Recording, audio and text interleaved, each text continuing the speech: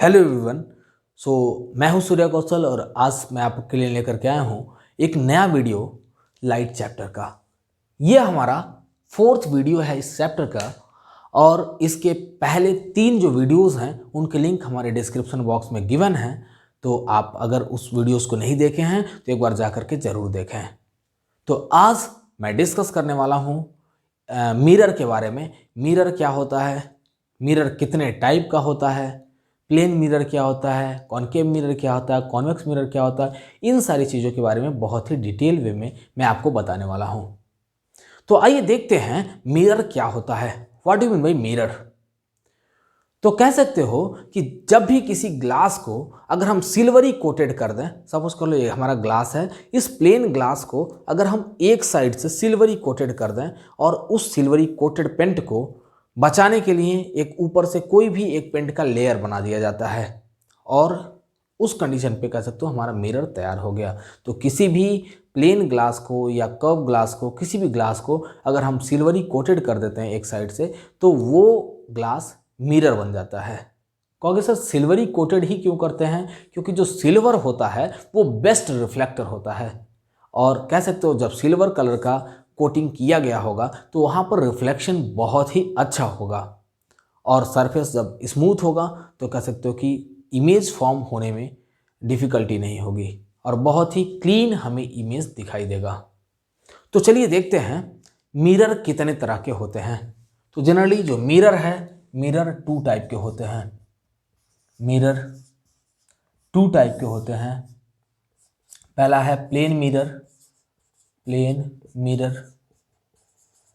और दूसरा है स्फेरिकल मिरर या इसी को कर्व मिरर भी बोलते हैं। स्फेरिकल या कह सकते हो कर्व मिरर, कर्व्ड मिरर। तो चलिए देखते हैं प्लेन मिरर क्या होता है। देखो किसी भी मिरर का जो नेम है, नेम ही बता देगा कि उस मिरर का नेचर कैसा होगा या उसका रिफ्लेक्टिंग सरफेस कैसा होगा।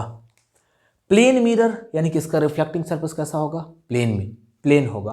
यानी कह सकते हो plane mirror is a type of mirror which reflecting surface is plane. जैसे ही तुम्हें नाम सुनाई दे प्लेन मिरर या स्फेरिकल मिरर या कॉनकेव मिरर या कॉन्वेक्स मिरर, मतलब कोई भी मिरर है, अगर आपको सुनाई दे दिया कि प्लेन कह रहे हैं मतलब उसका रिफ्लेक्टिंग सरफेस प्लेन होगा। अगर कॉनकेव तुम्हें पता चल गया कि इसका रिफ्लेक्टिंग सरफेस हम कह रहे हैं कॉनकेव, यानी कि कॉनकेव मिरर की ही बात कर रहे हैं। और अगर कॉन्वेक्स रिफ्लेक्टिंग सरफेस है तो किस मिरर की बात कर रहे हैं? कॉन्वेक्स की बात कर रहे हैं। तो देखिए plane mirror is a type of mirror which reflecting surface is plane. वैसे ही स्फेरिकल मिरर देखो क्या है, it is a type of mirror which reflecting surface is curved या कह सकते हो स्फेरिकल। यानी कि वह मिरर जिसका रिफ्लेक्टिंग सरफेस कर्व हो या फिर स्फेरिकल हो, उस मिरर को हम बोलते हैं spherical mirror. Spherical mirror generally 2 type का होता है। पहला है कॉनकेव मिरर, कॉनकेव मिरर,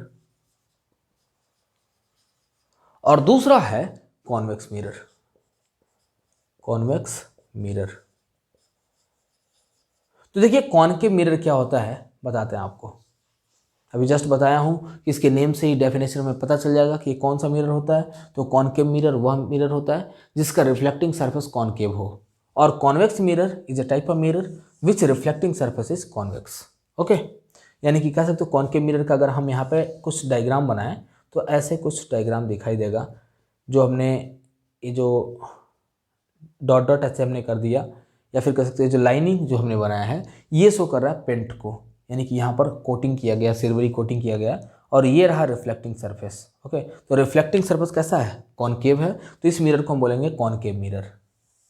ये है सेंटर ऑफ कर्वेचर, ये हो गया फोकस, प्रिंसिपल फोकस बोलते हैं इसको, and this is pole. Okay, और ये जो एक्सिस जो हमने ड्रॉ किया है इस एक्सिस को बोलते हैं प्रिंसिपल एक्सिस। यहाँ पर देखो क्या होता है कि जब भी ray of light principal axis के पैरेलल ऐसे फॉल करेगा, जब भी रे ऑफ लाइट ऐसे प्रिंसिपल एक्सिस के पैरेलल फॉल करेगा तो इसका जो रिफ्लेक्शन होगा वो फोकस पे होगा। ऐसे कह सकते हो जब भी ray of light principal axis के पैरेलल फॉल करता है तो इसका रिफ्लेक्शन कहाँ से होता है? फोकस से। यानी कि सारे के सारे रे ऑफ लाइट फोकस पर कन्वर्ज होते हैं। ऐसे कह सकते हो फोकस पे क्या हो जाएंगे? कन्वर्ज हो जाएंगे।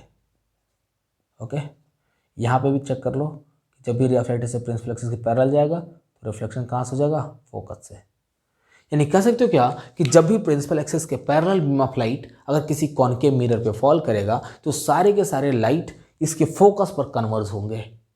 That's why it is also called converging mirror. यानी कि कॉनकेव मिरर को हम एक और नाम से जानते हैं, कन्वर्जिंग मिरर। Converging mirror. अच्छा, कन्वर्जिंग मिरर क्यों बोलते हैं इसको?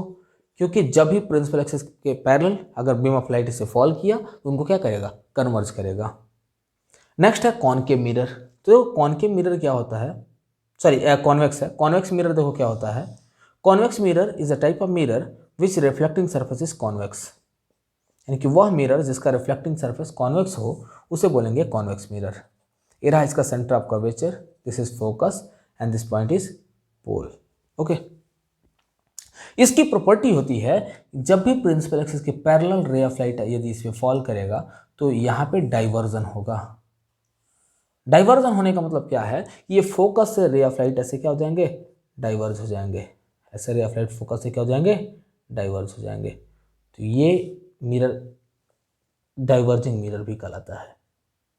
Okay, so concave mirror is also called converging mirror and convex mirror is also called diverging mirror, क्योंकि जब भी प्रिंसिपल एक्सिस के पैरेलल रे ऑफ लाइट अगर हमारे कॉन्वेक्स मिरर पे फॉल करेगा तो वो डाइवर्ज हो जाता है। तो देखो कई बार ये क्वेश्चन पूछा गया है आपके बोर्ड एग्जामिनेशन में कि what is difference between converging and diverging mirror. हो सकता है कि आपके एग्जामिनेशन में कॉनकेव और कॉन्वेक्स के बजाय कन्वर्जिंग एंड डाइवर्जिंग दे दे। तो अगर आपको ये चीज़ पता होगा कि किसको कन्वर्जिंग और किसको डाइवर्जिंग कहते हैं तो बहुत ही इजीली आप एक्सप्लेन कर सकते हैं। तो आइए देखते हैं रूल्स ऑफ इमेज फॉर्मेशन के बारे में कि कैसे इमेज फॉर्म्ड होता है in a convex mirror. Rules of image formation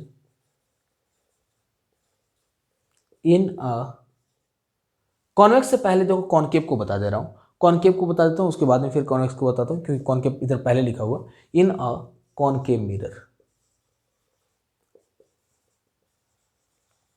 तो देख लो कॉनकेव मिरर में इमेज कैसे फॉर्म होता है। इसके लिए कुछ रूल्स हैं जिनका यूज करते हुए हम लोग इमेज फॉर्मेशन करेंगे। टोटल 4 रूल्स हैं इमेज फॉर्मेशन के, जिनमें से ओनली 2 रूल आपको अप्लाई करना है इमेज फॉर्मेशन के केस में। ठीक है, कोई भी 2 रूल आप अप्लाई कर सकते हो और इमेज का फॉर्मेशन वही होगा जहां होना चाहिए एक्चुअल पोजीशन। ऐसा नहीं है कि हम उन 2 रूल के अलावा कोई दूसरा रूल अगर लगा लेते हैं तो इमेज का पोजीशन चेंज हो जाएगा, नहीं, ऐसा नहीं होगा। यानी कि कोई भी 2 रूल लगाओगे तो इमेज वहीं बनेगा जहां पर इमेज का एक्चुअल पोजीशन होगा। तुम्हें रटने की कोई भी ज़रूरत नहीं है कि रट करके आप याद रखो कि अगर हम ऑब्जेक्ट को यहाँ पे प्लेस करेंगे तो यहाँ इमेज बनेगा, यहाँ प्लेस करेंगे तो यहाँ, ऐसा कुछ भी नहीं है।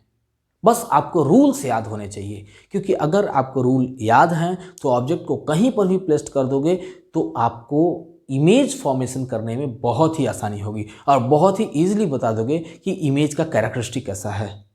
तो चलिए देखते हैं रूल्स ऑफ इमेज फॉर्मेशन।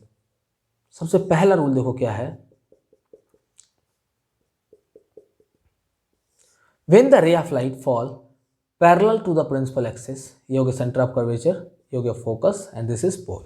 तो जब भी ray of light principal axis के पैरेलली फॉल करेगा ऑन ए कॉनकेव मिरर तो ये कहाँ से रिफ्लेक्ट होगा, फोकस से, क्योंकि आपने पढ़ा भी है कि जो रे ऑफ लाइट पैरेलल आएंगे प्रिंसिपल एक्सिस के तो फोकस पे कन्वर्ज करते हैं। तो कन्वर्ज करने का मतलब क्या है कि ये रे ऑफ लाइट फोकस से पास होकर के निकलते हैं। तो ये पहला रूल हो गया। सेकेंड रूल देखो क्या कहता है कि जब भी ray of light principal focus से फॉल करे, मतलब इसी का कन्वर्जन है ये कि जब भी ray of light principal focus से फॉल करे तो इसका जो रिफ्लेक्शन होगा वो प्रिंसिपल एक्सिस के पैरेलल होगा। यानी कि यदि रे ऑफ लाइट ऐसे कुछ फॉल करता है तो इसका जो रिफ्लेक्शन होगा कुछ इस वे में होगा, यानी कि प्रिंसिपल एक्सिस के कह सकते हो पैरेलल होगा, ऐसे प्रिंसिपल एक्सिस के पैरेलल होगा। तीसरा रूल है कि अगर ray of light obliquely fall करता है किसी कॉनकेव मिरर पर, ऐसे अगर ऑब्लिकली फॉल करता है तो हम जानते हैं कि जितने डिग्री से रे ऑफ लाइट फॉल किया है उतनी ही डिग्री से क्या करेगा, रिफ्लेक्ट भी करेगा। ये हो गया सेंटर ऑफ कर्वेचर और ये हो गया focus and this is pole. और लास्ट रूल देखो क्या है कि यदि ray of light centre of curvature से फॉल करता है किसी कॉनकेव मिरर पर, ये रहा इसका centre of curvature, this is focus and this point is pole. अगर रे ऑफ लाइट ऐसे सेंटर ऑफ कर्वेचर से फॉल कर रहा है हमारे कॉनकेव मिरर पर, तो जिस वे में आ रहा होता है उसी वे में सीधे निकल जाता है, रिफ्लेक्ट हो जाता है। अब कहोगे सर अभी तो आपने इसके पहले वाले वीडियो में बताया था, लॉ ऑफ रिफ्लेक्शन के बारे में बताया था कि जो भी कभी भी रिफ्लेक्शन होगा तो वहाँ पे लॉज फॉलो होंगे और 2 लॉज थे। फर्स्ट लॉ का यहाँ पे कोई उतना यूज़ है नहीं। अगर हम सेकंड लॉ की बात करें तो सेकंड लॉ में कह सकते हो, कहोगे कि सर सेकंड लॉ के अनुसार तो एंगल ऑफ इंसिडेंस और रिफ्लेक्शन दोनों बराबर होने चाहिए। बिल्कुल हुआ है। कहोगे सर यहाँ तो दिखाई नहीं दे रहा है, एंगल ऑफ इंसिडेंस और एंगल ऑफ रिफ्लेक्शन दोनों डिफरेंट हमें नज़र आ रहा है। लेकिन नहीं, अगर आप ध्यान से देखोगे तो आपको दिखाई देगा कि एंगल ऑफ इंसिडेंस और एंगल ऑफ रिफ्लेक्शन दोनों ही बराबर हैं।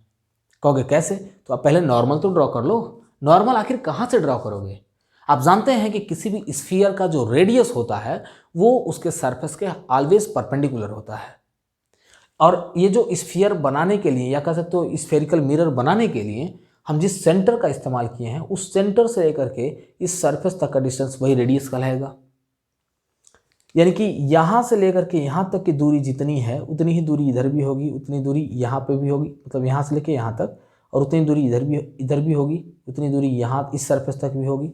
तो हर जगह क्या दूरी क्या हो जाएगा, सरफेस से लेकर के और इसी तक का दूरी हर जगह बराबर हो जाएगा, रेडियस ऑफ कर्वेचर बराबर हो जाएगा। तो यहाँ पर हम क्या करते हैं, रेडियस ड्रॉ करते हैं। अच्छा कहोगे सर रेडियस क्यों ड्रॉ कर लिया? क्योंकि रेडियस जो होता है सरफेस के परपेंडिकुलर होता है और नॉर्मल भी सरफेस के परपेंडिकुलर होता है, यानी कि रेडियस ही क्या है, नॉर्मल है। तो यहाँ पर चेक करो, एंगल ऑफ इंसिडेंस और एंगल ऑफ रिफ्लेक्शन क्या हो गए, बराबर हो गए। यानी कि जितने डिग्री के एंगल ऑफ इंसिडेंस है उतने डिग्री के एंगल ऑफ रिफ्लेक्शन भी है। वही कंडीशन यहाँ पर भी चेक कर लो, यहाँ पे भी ऐसे नॉर्मल ड्रॉ करो तो एंगल ऑफ इंसिडेंस और एंगल ऑफ रिफ्लेक्शन दोनों ही क्या है, बराबर हो गए। तो जितने डिग्री का एंगल ऑफ इंसिडेंस है उतने ही डिग्री का क्या हो गया, एंगल ऑफ रिफ्लेक्शन हो गया। यहाँ पर भी, यहाँ तो ऑलरेडी दिखाई दे रहा है आपको कि जितना एंगल ऑफ इंसिडेंस होगा उतना ही एंगल ऑफ रिफ्लेक्शन होगा। और यहाँ पर रे ऑफ लाइट जब सेंटर ऑफ कर्वेचर से ही फॉल कर रहा है, यानी कह सकते हो कि 90 डिग्री पर फॉल कर रहा है, किसके 90 के, सरफेस के, और एंगल ऑफ इंसिडेंस कितना है, 0 डिग्री। ओके, तो 0 डिग्री से जब फॉल करेगा तो रिफ्लेक्शन भी 0 डिग्री पर होगा। तो कह सकते हो क्या कि जब भी ray of light centre of curvature से फॉल करेगा तो जिस वे में आ रहा होता है उसी वे में सीधे निकल जाता है। तो आज हम इसी टॉपिक के साथ अपने वीडियो को ख़त्म करते हैं और मिलते हैं आपसे अगले वीडियो में। और अगले वीडियो में हम डिस्कस करेंगे image formation in a concave mirror.